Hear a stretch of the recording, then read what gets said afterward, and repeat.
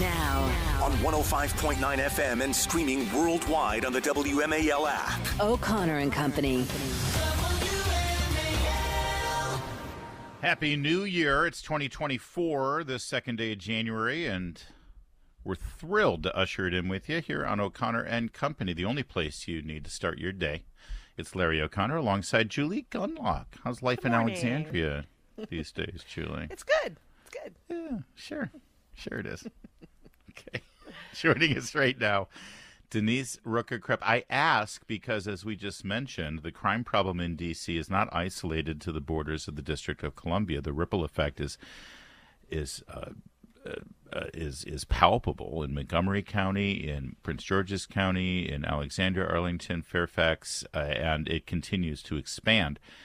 And there is no serious leadership, Denise. There's no serious leadership in the District of Columbia in tackling the crime problem, let alone even facing up to the fact that there is a crime problem. Thank you for joining us.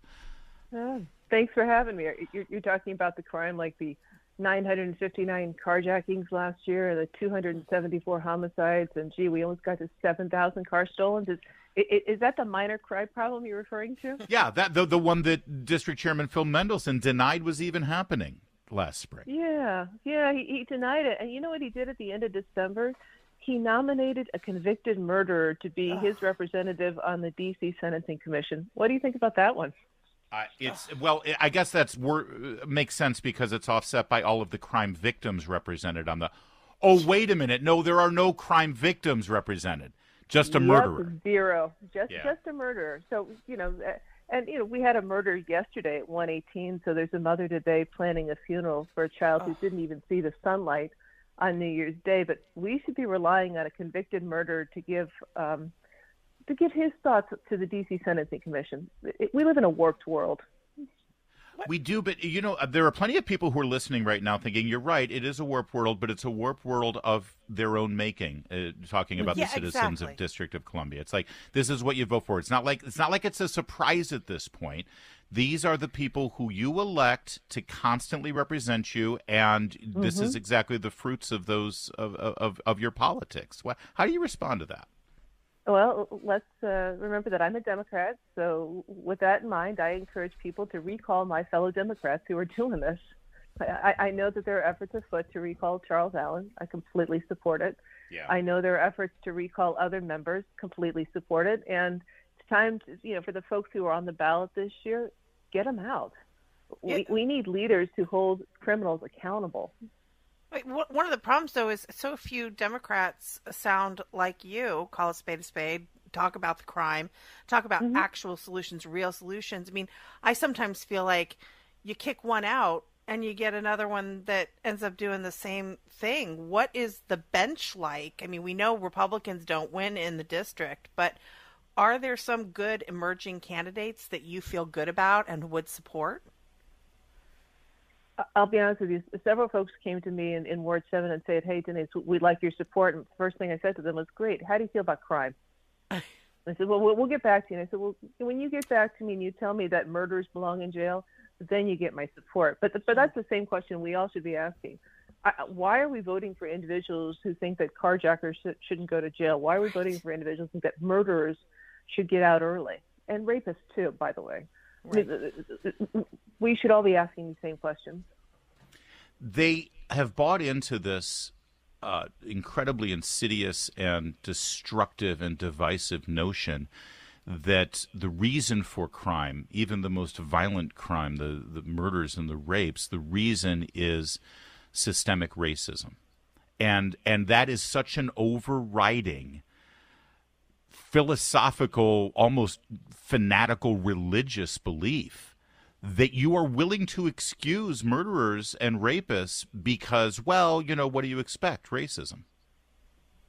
Look, I'm not going to talk about that. What I'm simply going to say is if you murder somebody, you belong in jail.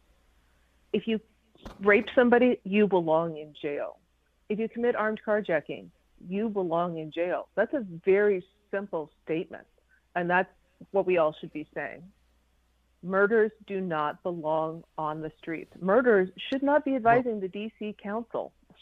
I mean, I appreciate you not wanting to talk about it, but I don't know how we avoid it since all of their notions with regard to sentencing, with regard to cashless bail, with regard to lessening the punishments for violent crime. They are talking about, they rationalize their decisions that allow criminals on the streets because of racism. They say our judicial system is systemically racist, and the people who are of color are affected most by these decisions that have been made in the past, so we're going to right those wrongs. That's what we're living under, Denise. You can't deny it. What I simply know is that I've got carjackings on my block. I've got murders occurring half block from my house, and I'm not the only one that's saying this in D.C. So what we should be focusing on is getting individuals who commit rape, murder, armed carjacking, assault, car theft in jail. And that's going to be my focus in 2024. And so every time the D.C. Council does something silly, like nominate a murderer to the D.C. Sentencing Commission, I will write my testimony and say, don't do this. If you commit murder, I'll do a community impact statement saying he or she belongs in jail. Denise, we're spending a lot of time talking about elected officials here, but I know you also talk to, people who work in the city, and I mean for the city, the police officers in particular, and also, just the people who sort of keep the trains running. What is the morale like in the city among city workers, and do they also see this disconnect between elected officials and acting like the reality isn't the reality, that crime isn't a problem? I'm just kind of curious about the average person who works for the city. Are they shaking their heads and going, what is going on here? Yeah, especially the police officers. I mean, you've got a bunch of D.C. council members that are throwing them under the bus and saying how horrible they are. I'm looking at the situation like, are you kidding me? The men and women in the D.C. police are the reason we don't have more crime, but the D.C. Council doesn't support them. It's a horrible situation. So another nice thing to have in 2024 would be the D.C. Council that supports the D.C. police. Yeah, that would be nice. We're speaking with Denise Rucker Krepp. She's a former D.C. Advisory Neighborhood Commissioner and an outspoken critic of the current political climate that has created this crime problem in D.C. And it is. This is happening because politicians are allowing it to happen. What role does Congress have here? D.C. is in a unique situation where there is congressional oversight. There is a constitutional role and a legitimate case to be made that the citizens of this country deserve a safe capital city where they can come and petition their government. Do you welcome oversight here, since we aren't getting that oversight internally? Yep, and I'm the elected official who sought help from Congress last year.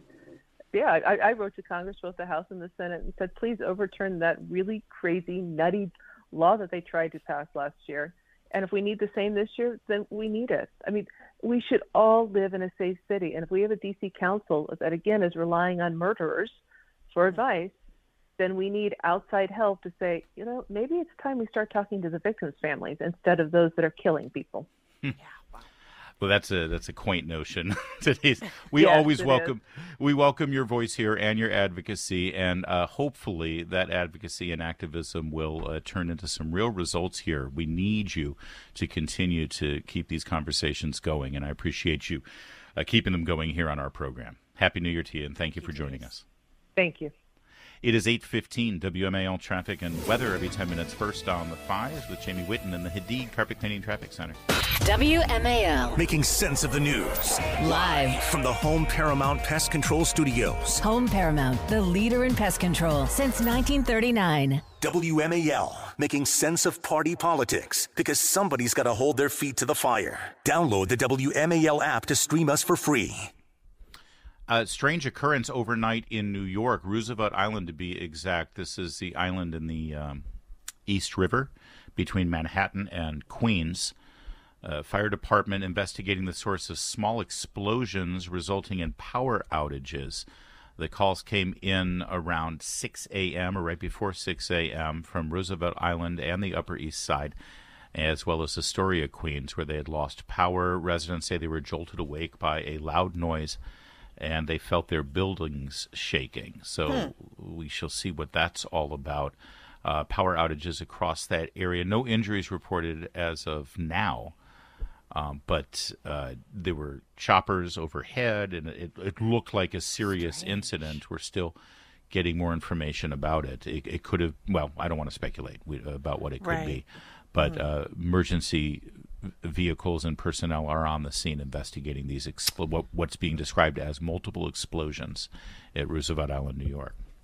Very strange. Yeah. I mean, it could be multiple things, but let me just say, today is the day we were expecting to see the Epstein list, right? Oh, right. So maybe they needed some kind of distraction from Bill Clinton's involvement in the Jeffrey Epstein Lolita Island They're going to Express. need something a little bigger than that to I think distract so. from... Yeah, well, be careful what you wish for. Yeah, no.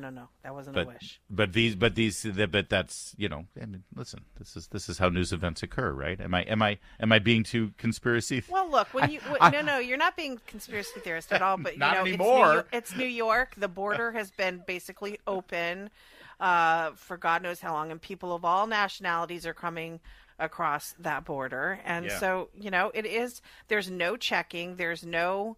We don't.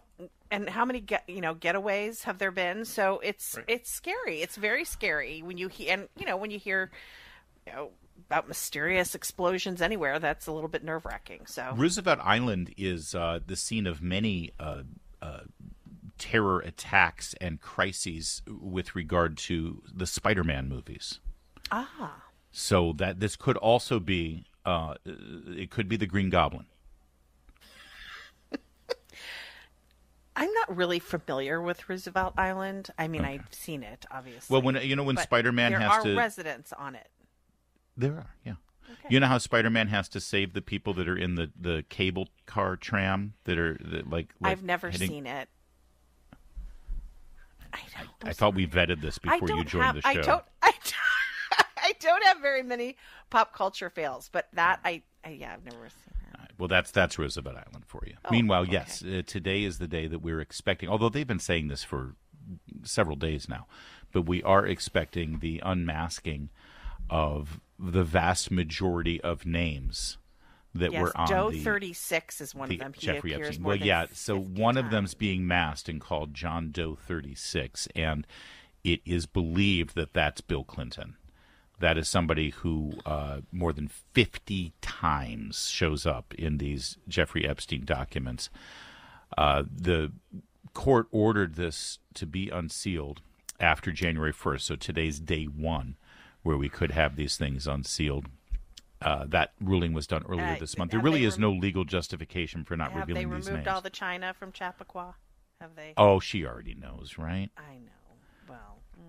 The documents are all part of a civil lawsuit centered on Epstein and Ghislaine Maxwell, who has been convicted for procurement of underage girls for the Epstein operation. And since she has been convicted, many people say, well, why are we not, if she's convicted for procuring these underage girls for prostitution and rape, basically, because if you're underage, you can't really consent to this sort of thing, so it's not prostitution, it's rape, then why don't we know the clients? Why don't we know the men's names? And so there has been wide speculation, but according to the New York Post, it's inside sources suggest that the person unmasked as Doe 36 is in fact Bill Clinton. Yes, and again mentioned, and these are the plane logs. Right. Going to the island, essentially. Right. 50 times. Wow. Right. An island that is just off the coast of St. Croix, where Joe Biden is spending his New Year's vacation right now, by the way. Here we go. Not that there's a direct connection there, I'm just saying. It's 8:21. Well, bad news, WMAL Nation. You've got one more week of Larry O'Connor's insufferable Michigan Wolverine talk, as they did pull out a electrifying, heart-wrenching overtime win against the Crimson Tide of Alabama last night at the Rose Bowl. The two most storied college football franchises, the winningest program, Michigan, and the second winningest program, Alabama, faced off in, an instant classic, and I was going absolutely insane. We were watching, Larry, and we were rooting for Michigan. I really appreciate that. You did. You and your husband, Darren, sent me a text when things were very tense in the fourth quarter, heading into overtime, saying that you were rooting, and I was suffering from heart failure. But it was an amazing game. I'm not going to survive this. No, not at all. Not in any way whatsoever. But it was good. This is the furthest Michigan has been to a national championship since 1998. When I was there at the Rose Bowl, I saw that game. Wow. When they won the national championship. So should I go to Houston? Should I head down for next week's game? No. No, done enough traveling. Not in any way whatsoever. Yeah. I will go nuts if I'm actually in the stadium. But I don't know. Last night's game felt like the champion. I don't want to underestimate the Washington Huskies, who beat Texas last night in the Sugar Bowl. Larry, I think you should make $1 million bet. Like Dave Portnoy? Yeah. God. Can you imagine just waking up and winning $1 million? Like you have $1 million more dollars. Well, Dave's got a few million to spare, I think. Yeah, I know. That is, and he is such a Michigan fan. It's amazing to watch him. He went nuts. One Michigander can afford to bet $1 million on the game next week if they want to, because they just won the Powerball yesterday. Boy, Michigan just keeps winning and winning. Yeah. $842 million jackpot on New Year's Day. What a way to celebrate New Year's. The year. Wow. The winner comes from a city called Grand Blanc, Michigan. Purchased it at a Food Castle grocery store about 60 miles north of Detroit. We don't know who the winner is yet, but we shall see. Have they claimed it? I don't think they have claimed it yet. Oh, gosh. They just know what store it came from. Wow. It's the fifth largest in pockets, Powerball people. history. Unbelievable. Maybe it's a relative. I still got plenty of O'Connors out there in Michigan that might be knocking on their door. It's 8:30. WMAL-FM, Woodbridge, Washington, a Cumulus media station. Making sense of the news. News Talk 105.9. News now. On 105.9 FM and streaming worldwide on the WMAL app. O'Connor and Company. It's 8:36 now on this Tuesday morning edition of O'Connor and Company. Happy New Year, one and all. Coming up in 30 minutes, Chris Plant. Chris Plant is out. He's here. He's back. No more vacation. No more holiday time. He's in the office. He's tearing things up. I can hear him throwing things against the wall. It sounds like another earthquake. Chris Plant coming up in just 30 minutes. In the meantime, it's Larry O'Connor alongside Julie Gunlock. Julie. Good morning. Good morning. This is a bit of a visual. I think we're going to try to get the video posted on our social media so people can see what I'm talking about. It's pretty easy to describe, though. It's a stunning video that I think many people have mixed feelings about. It shows the Arc de Triomphe in Paris at the countdown to New Year's Day, right? It's midnight, and they're doing the whole countdown. The Champs-Élysées. Did I say that right? No, you didn't, but keep going. Everyone knows what you're talking about. And the Arc de Triomphe and the Eiffel Tower. You can just say Arc de Triomphe. You don't have to say it like a French person. But that's like the Times Square of France, right? This is where everybody gathers for New Year's Eve. And there's the countdown and then the fireworks, and they got the video show, and they got everything going on, the projections on the Arc and all that stuff. And this video that I saw on social media that we'll put out there, it shows the entire street just flooded with people there, of course, just like in Times Square. Sure. And as the countdown occurs, every single person, and I mean every single person on that street, has their cell phone up recording their own personal video of the moment on their little iPhone. And Remember when you go to concerts and people would have their lighters out when a really sad song would come on? It was like that, but screens. But it's screens, and they're let me put it this way: it's like they're watching the moment that is happening before their eyes through their smartphone screen, through the lens of the screen, instead of just standing there and soaking it all in and enjoying the moment. Instead, they've all become a cameraman, and they're taking the shot. And listen, I understand this when it's like your kid's graduation. Although even my kid's graduation from the Naval Academy, I did not make a video of it because I figured there's a professional photographer there taking pictures. I'm going to see that. Right. listen, there are little moments in your life when your kids do something, and I recognize you wanting to capture a video or something like that. But this is a very high-profile public event with professional cameraman. It's like I was watching this on the Rose Bowl last night. In the final, fourth down, the game's on the line. They're watching overtime. Yep. People in the stadium had their phones out recording the moment instead of just enjoying the moment. Take a deep breath. Now listen. Yes. You got to understand. This is how it's going to be for the rest of our lives. And we are the last generation that had life without phones. Realize, every generation after us, they were born. Their mothers probably handed them an iPad, okay? But we are the last, Gen X is sort of the last generation that did not have phones and lived as adults, okay?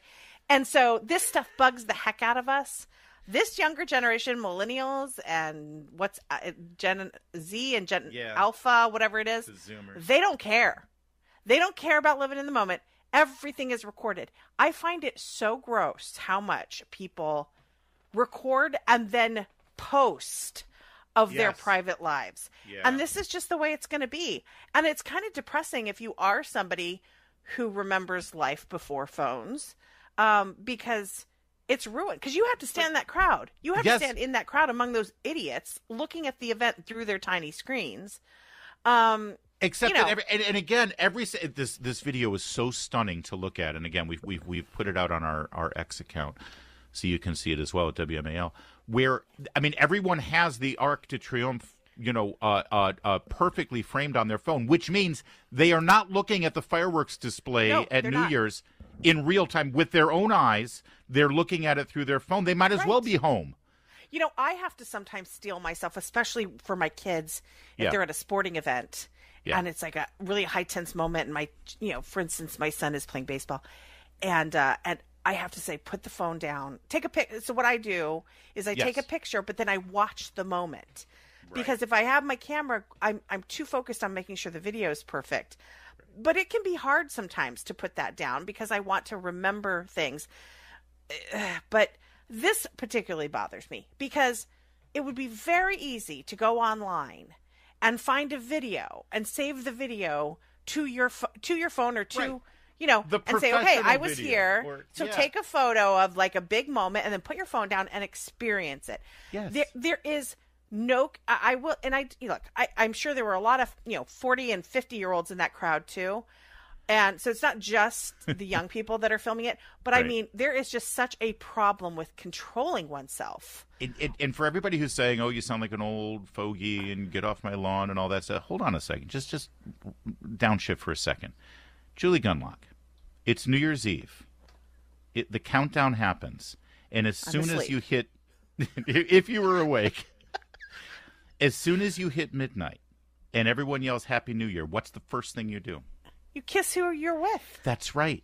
Human contact, human interaction. Yes. You turn to the person in your life. Sometimes there were times in our world before sexually transmitted diseases, you would turn to a stranger, and you would kiss them.